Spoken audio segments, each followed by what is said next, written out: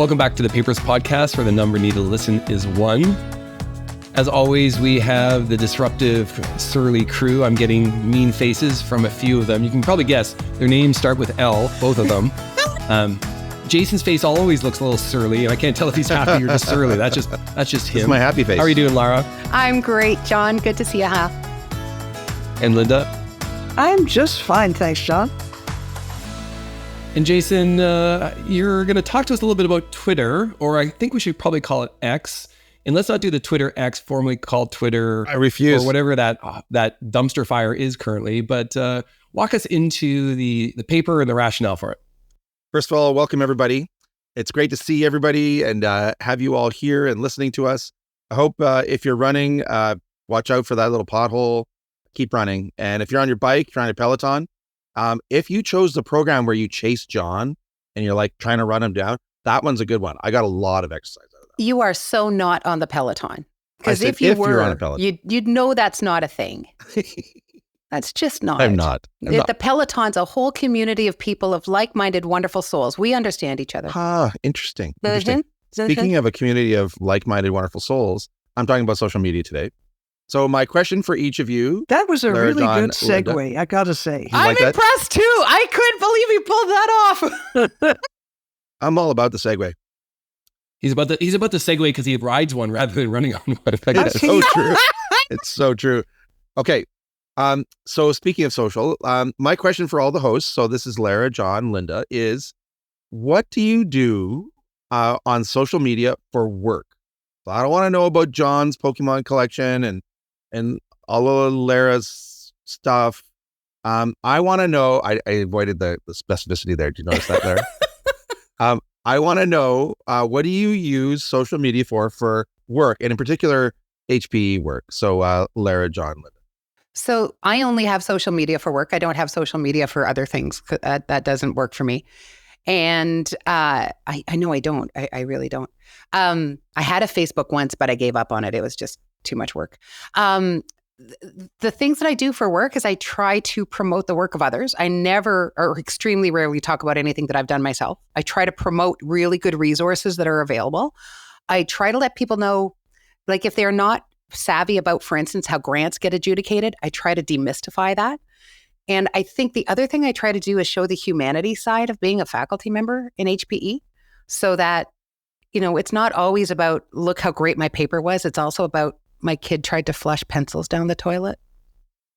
I guess I have a pre-X, post-X, if we want to use kind of that division. So I got on Twitter in 2008, and I actually held a mini intervention, or what we called a workshop, where I got Jason and Linda on Twitter. And then after that, it was pretty voracious. And for a while, I was using Twitter mainly as a distribution platform to talk about things that I wanted people to have access to or wanted them to attend or wanted feedback on.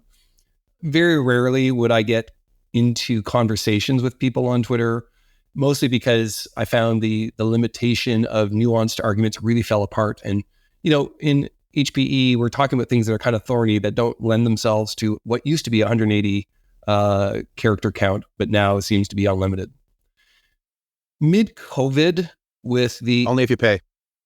Pardon me? You have to pay for it to be unlimited. Yeah, because mine's totally limited. Yeah, that's also something that we actually had to intervene and make sure it had done. Or you can just do a tweetorial or you just do a tweet thread where you just keep going on going. Mark Andreessen really started that all. But mid-COVID, I found myself really worried about the change in tenor, both from the virtue signaling from some physician groups, but also from the conspiratorialists who I thought were being pretty atrocious.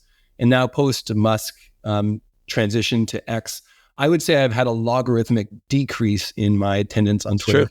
I've noticed that. Mostly because I don't find the conversation or kind of the spirit there to be what it used to be. Here I am talking about the good old days of the virtual space.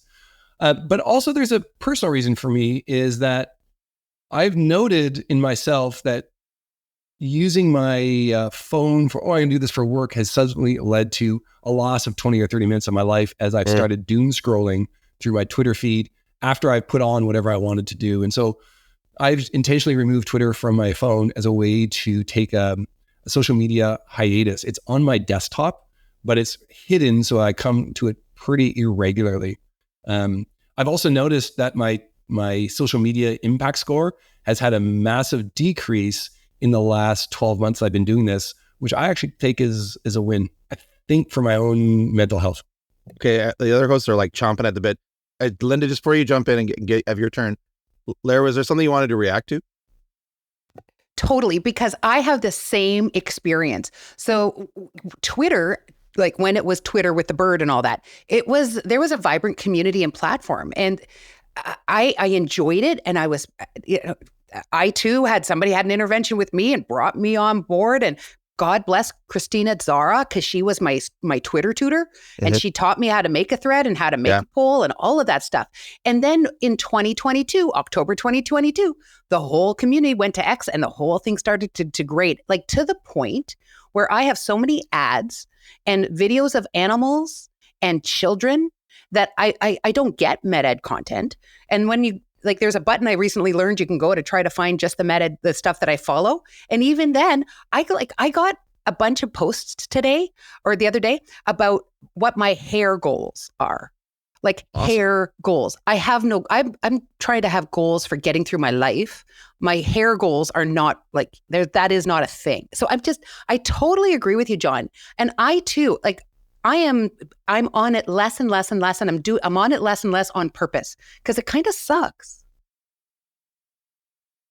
Lara, when I log into your account and I subscribe to all those animal channels, I still see some med ed content. Just saying, Linda. I agree with both of you, and I too am weaning myself off. Not that I was ever really hooked or anything. I use it as well as for the things that you've mentioned. I use it just to keep up to date with some people who do say, hey, here's a good paper or whatever. So it updates myself. And other than what you've mentioned, I also use it to publicize either events. We're having a symposium on such and such a day, or deadlines. You know, don't forget there's an abstract deadline at this for our event. So those are the other two things I use it for. If I had to use some words to say what had been happening recently within the med ed field, I'm not talking about hair or animals now. It would range from unprofessional to downright nasty. And I again have been thinking about just going cold turkey on it, giving it up. All right. So a lot of dark sentences about your social media life, and it resonates with me. I get it. I'm there with you. And I noticed that nobody else mentioned other platforms like Blue Sky or LinkedIn, or, well, Lara mentioned Facebook. And I heard from you a few things, like you use your platform to sponsor, to provide information, to highlight events, to demystify things, to provide resources. So I introduced a paper today that looks at what we all use Twitter for. And I'm going to come back to that in a sec. So here's the setup. By the way, I didn't mention that I was really, really big on Twitter, just like all of you. At some point, a few years ago, I still have over 11,000 followers because I was trying to engage with a big community. No, it's not about the number. It's about trying to reach out to a whole bunch of people. I use it for dissemination, but I also use it for my own learning. No one mentioned that. It was in my top 3 ways to hear. Okay, maybe I missed the word. Is one of my top 3 ways to find about new papers, new ideas, cool meetings, cool people that I could follow and learn ideas. I think it had that value. I agree it's gone down. So all HPE scholars, we want to have an impact. We want to disseminate ideas. We want to engage relevant colleagues. We want to debate issues. We want to contribute to advancing our field. That's why we're tending to be scholars. So, and at the same time, there's lots of reports that are super depressing about papers. We work so hard on papers, convincing our peers and editors to get them out there in print. And yet they're rarely cited or met. If you look at Lauren Maggio's work, a whole bunch of med ed papers out there in journals are never cited. So sad. Like they're alone on an island crying. Social media offers millions of global users opportunities for microblogging, tracking your fave topics like John does with Pokemon, add pictures, tell your family you're famous. What's not to love? But does social media really change practice in HPE? Is our community doing online learning or just being well social? So do we do knowledge translation is the premise for this paper. So enter these authors. This is Giroux, Maggio, Saldana, Poussière, and Thomas. This is with a couple of giants in here. This is Lauren Maggio, whose name I just dropped a few minutes ago, and Alika Thomas, who are just amazing researchers. So the author team set out to characterize the health professions education content on Twitter and describe how it relates to knowledge translation. So my question for you is, when you think of Twitter at its peak, the glory days a few years ago, were you thinking knowledge translation, Linda, John, Lara? It depends if you consider hearing about things you wouldn't otherwise have heard about, and maybe, reading a paper. If that's, I think, part of knowledge translation, the dissemination part, depending on whether you believe it's diffusion or dissemination, which we'll get to. Would it really get people to change their practice? Frankly, I don't know. I thought there was some evidence outside of HPE, but I don't know if there's any in HPE. Okay. John? I'd probably give it a quasi KT initiative. And I think that's what I was trying to use it for, to kind of get things out. And I'm not an implementation scientist specialist, but knowledge translation would say you need to know who your audience is, and you need to really tailor it to them. And you need to get data and feedback as to how they respond to it. And just putting out a tweet and capturing, here's how many interactions and or likes I got from it, that's not it. That's just like carpet bombing and hoping somebody pays attention. And it doesn't work I don't want to go into any more military metaphors because that's not really my jam, but that kind of throwing stuff at the wall and seeing what sticks probably is grossly ineffective. But because the barrier to doing it with Twitter is so low, what the heck, go for it. I've done it. Okay. We have carpet bombing as an analogy. I like carpets. How about you, Lara? I have absolutely no idea because I did use it for a knowledge translation efforts to try to be like, this is how, if you're looking for a good resource, try this one. If you want to apply for a grant, remember they read them this way. But how do you know if anybody thought it was useful? Like, I have absolutely no clue. Like, sure, it says you got so many views or whatever, but who knows what that means? Maybe they just saw it. Like they saw the gopher playing basketball. Who knows? That's a good one. John? If you Google Scholar this and ask Twitter and publication citations, it's clear in every field, from health professions education to biomedicine to, I did this last night, to ornithology. There is tens and tens on papers that show if you tweet your paper, more people will cite it, and/or you'll get more page views of on the journal site. It's very clear. But that doesn't mean, though, that people apply and use what's in the paper. It just means that they saw one thing, stimulus response, they saw something else. So it's not true KT. So I'm still back on you spent last night going into ornithology to see Twitter associations. That's how John rolls. He's a Renaissance man. That was John, everybody. All right. So let's look into what these guys actually did. How did they operationalize this idea of trying to characterize HPE Twitter? So the authors adopted a conceptual framework of knowledge translation. Yay, conceptual frameworks. We all love conceptual frameworks.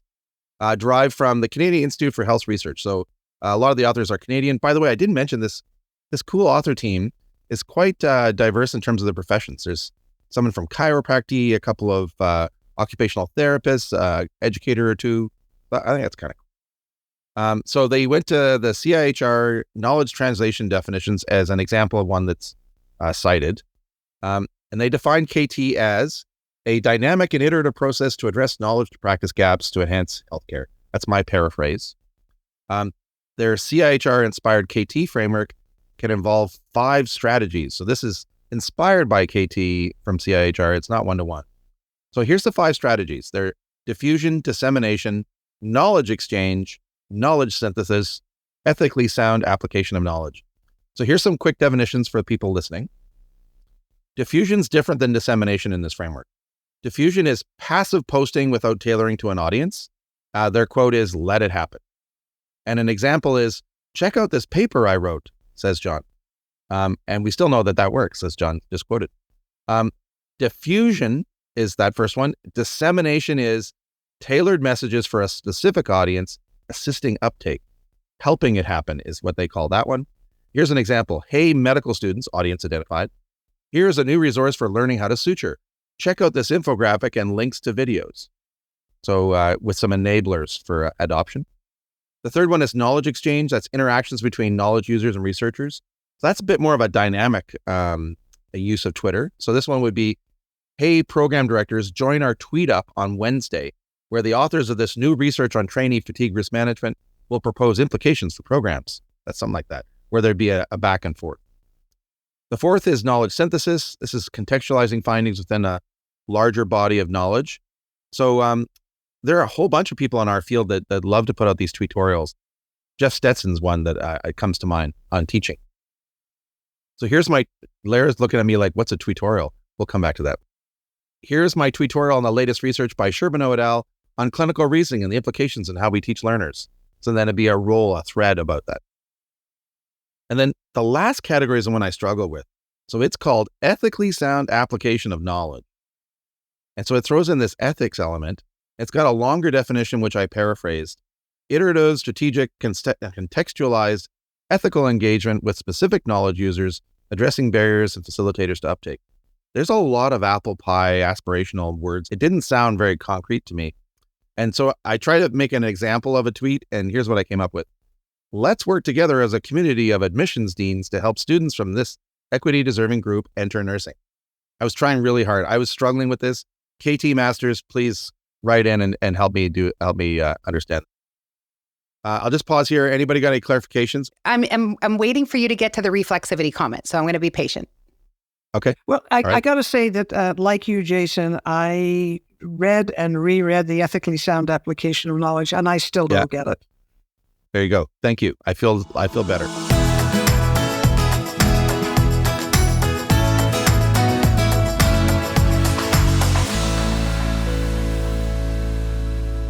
Okay, so how'd the authors go about operationalizing this framework? They selected the prominent hashtag #MedEd, which has been published about and written about. And they used the platform Simpler. Anybody remember Simpler? I love me some Simpler. Simpler died for a while, and now it's been resurrected. It's been sold. I don't know what Simpler was. I had to go find out. There you go. Simpler is this cool startup company that tried to connect healthcare KT to Twitter and used hashtags and developed analytics. It helped companies. It helped granting agencies.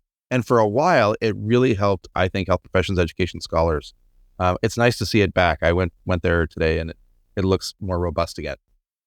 Okay, so they selected tweets from March 2021 to 22. That was the time period they were doing the study. They were hoping to avoid the worst of the COVID tweets. To be included, they had these really strict, definite inclusion criteria. So I'd love to hear your perspective on this. This is my paraphrase of their inclusion criteria. They had to be primary tweets. So you weren't allowed to reply or retweet to get in the study. It had to share what they called high quality information, which they operationalized as you had to provide a link or a reference or it wasn't it. You couldn't just say, hi, I'm Lara Varpio. I'm a researcher. This is my area of expertise. Here's the answer. That's out. Now, normally I delete those things from Lara, but in this study, they also deleted those. I think they mentioned Lara by name. I'm not sure why. Okay. No, I'm just kidding, Lara. You know, I love you. Oh, well, good. I can take it. No personal perspectives were allowed. It had to target health professions educators. It had to include undergrad, postgrad, CPD, and that included faculty development in this one.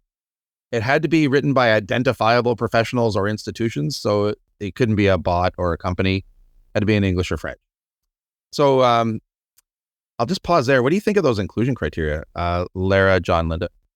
So I thought that was really interesting that the tweets had to be appropriately referenced and contain the ability to easily access the original research. That was the other piece that I thought that was interesting. And I'm not against it at all. In fact, I have to admit that I've never thought of that as a best practice and for Twitter or for what. And I'm not sure that I'm not saying they're promoting it that way, but after I'm reading it, I'm like, well, that's actually probably a best practice. I'm actually going to pitch to everybody because that's a really good point.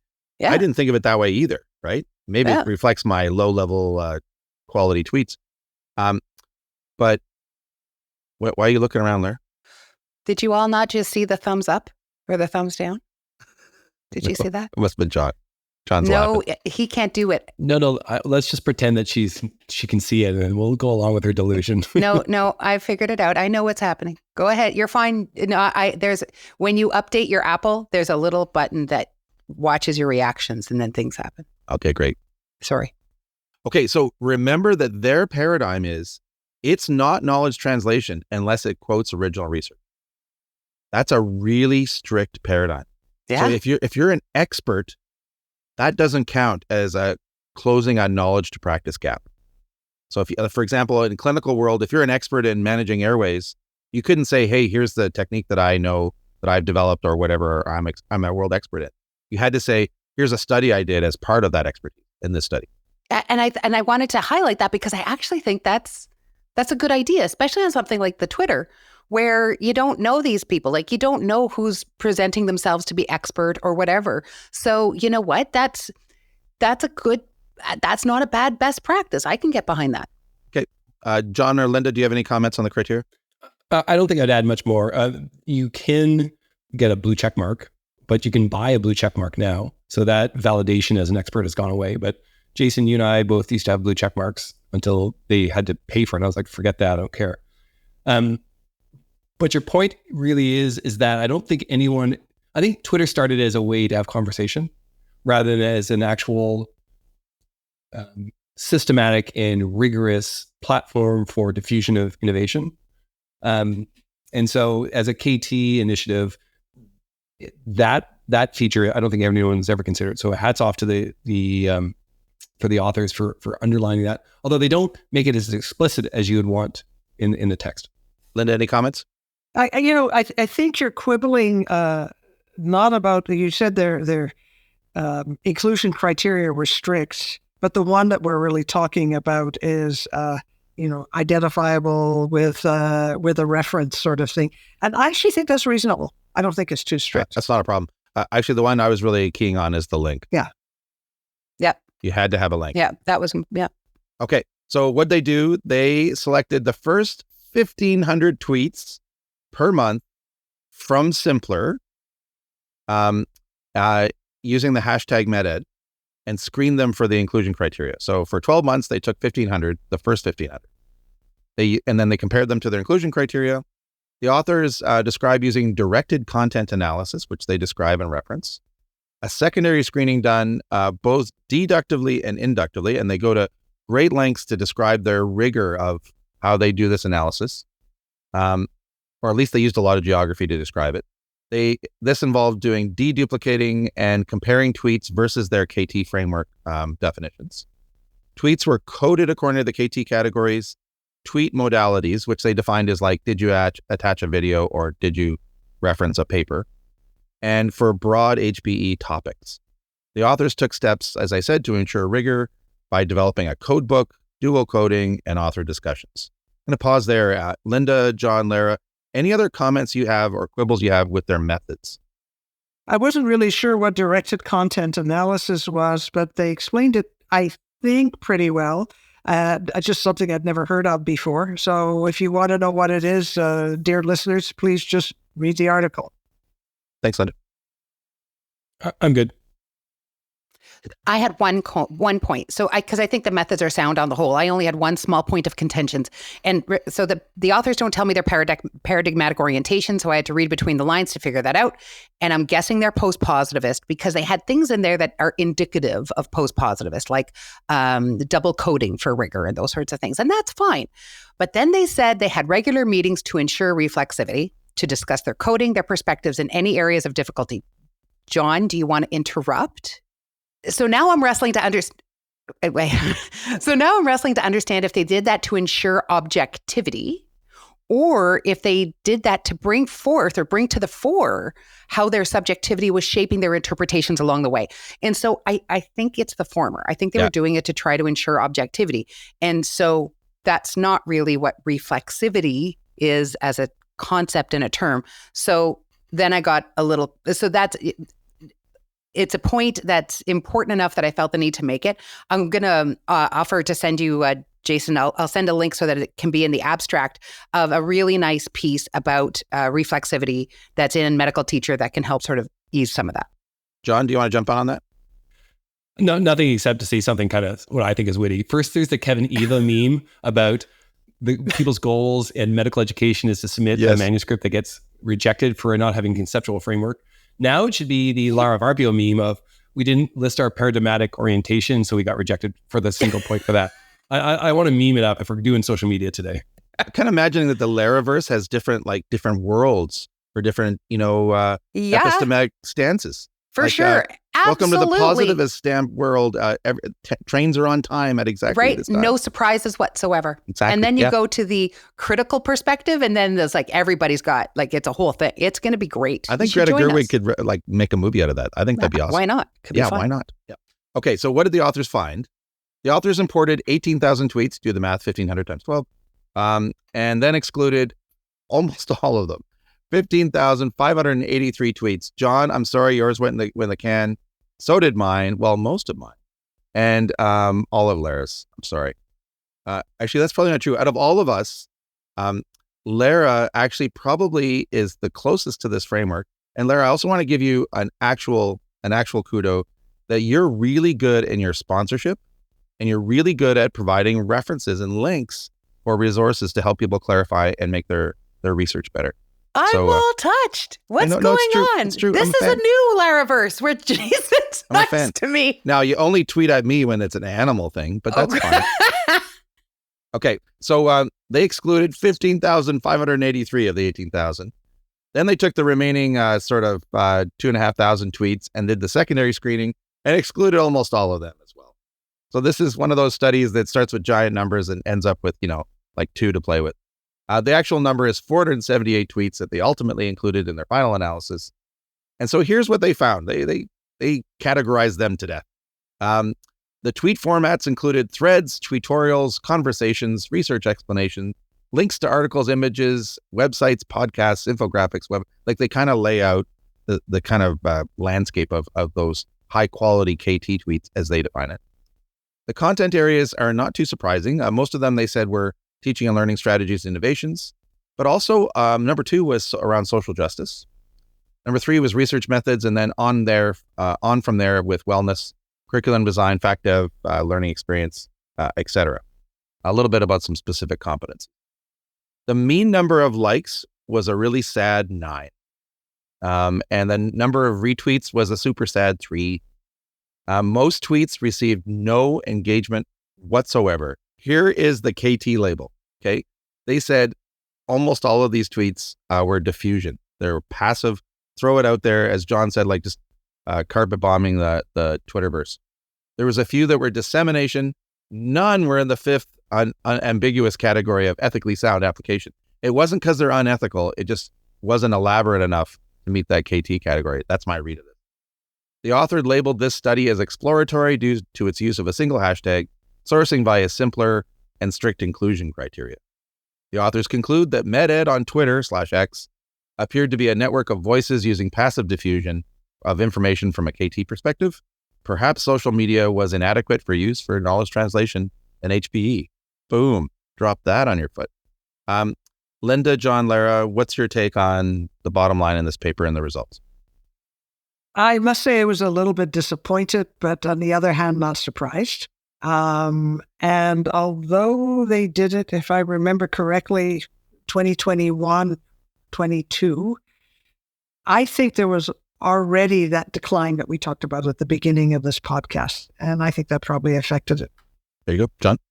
These researchers are reasoned, thoughtful, professional researchers, and I'm not. So let me suggest an alternative title.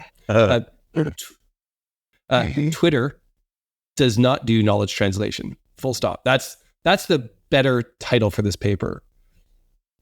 It is finding a needle in the Twitter storm is what their data shows. Of the 18,000 to 500, and at the 50th percentile, only the average tweet that meets that standard for diffusion only has 4 likes. Nobody's paying attention. There's nothing there. You cannot find it. It will not do anything. you can enrage people, or you can just wait your turn until it's your turn to jump in with vitriol and, you're screaming, but you're screaming into the void. I don't know if anybody's listening. It's therapeutic though. Lara? So the only thing about this paper that happened to me, I found myself missing the good old days of Twitter. Yeah. I found myself missing the days when there was some really rich discussion and my Twitter feed made sense. So, I think the caveat the authors point to is important. Twitter isn't really about KT. It's not about knowledge construction. It's not about knowledge translation. So, and that was then. Now it's really not. So, as I've mentioned to you guys before, I'm getting off Twitter in June of this year. It's part of my 50 before 50. Before I turn 50, I'm getting off social media. And because I don't need more animals or kid memes, and I don't need hair goals. So this is just adding to the list of things I'm not going to get there anyway. So listener, take your opportunity and spam her now. Should we dox you and put your, I guess you can't dox something that is a public. I don't know what dox means, but what I do think we should do Google is, that too. Okay. I think what we should do is find a new platform. I'm going to advocate for where are we going, people? There's got to be a better place. Everybody's whinging about that. I've tried them all. I tried Blue Sky and nobody's on it. It's quiet. Let's go to Lara's phone. We'll just all group text to Lara's phone. I have the passcode for that too. Listeners, don't worry. I'll be managing Lara's account after June. And we'll put some cool stuff on it. Actually, you know what? Here's my bottom line of this paper. As everybody said, it's really obvious. This is not, Twitter's not a place for KT and HPE. But they had a really strict definition about what's valuable. And for me, what's really valuable is maintaining a global network of people who I think are really cool. And so I follow people who say cool things from time to time. And it enriches my life. I think that's the value of a social network. It's too bad that X is what it is now. I long for the old Twitter. But there is no future solution. A couple of paper clips out of this. This paper illustrates the use of a conceptual framework. It has this directed content analysis. These authors undertook huge efforts to try and demonstrate rigor with an unusual analysis.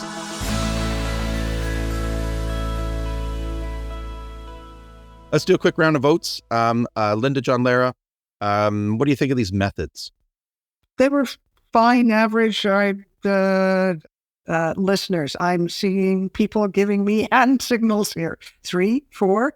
I'm not allowed to do a 3.5. They're just trying to buy her off. I'm giving you a number 1. I think I'll give it a 4. I'm going to give it a 4 too. I thought it was good. I had a thing with reflexivity. My turn, and I just jumped the gun. I'm giving it a 4. I think your point of having the lack of a cogent reflexivity statement in a positivist manuscript it's not a massive critique. It's not expected by the DE. It's just better practice. And so I think they're to try to do the best they can. Same ditto for same reasons.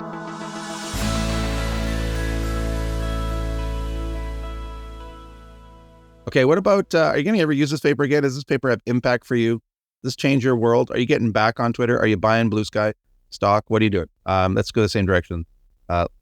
Linda, John. I don't think it's going to change what I do. It's kind of interest and sort of confirms what my gut feeling was. I'll give it a 3. I want to give this a 5. What? It's your paper and you're disagreeing with me, liking your paper. I don't so ever outrageous. get what you choose. I don't get it. Like you try to it's because I choose doesn't mean I like it. But it's like an intentional gaslighting of our authors sometimes. Oh, I get this paper. And then when you like it, like, oh, I can't believe you liked it. Here's why I like it. It's basically says, I wish they could have been more inflammatory, but they're thoughtful. And that's not the academic and scholarly discourse. But if they could have been inflammatory and said, which we all are experiencing, which is Twitter is not a useful tool for knowledge dissemination and knowledge translation, then that'd be very helpful because every paper that I submit requires my social media handles.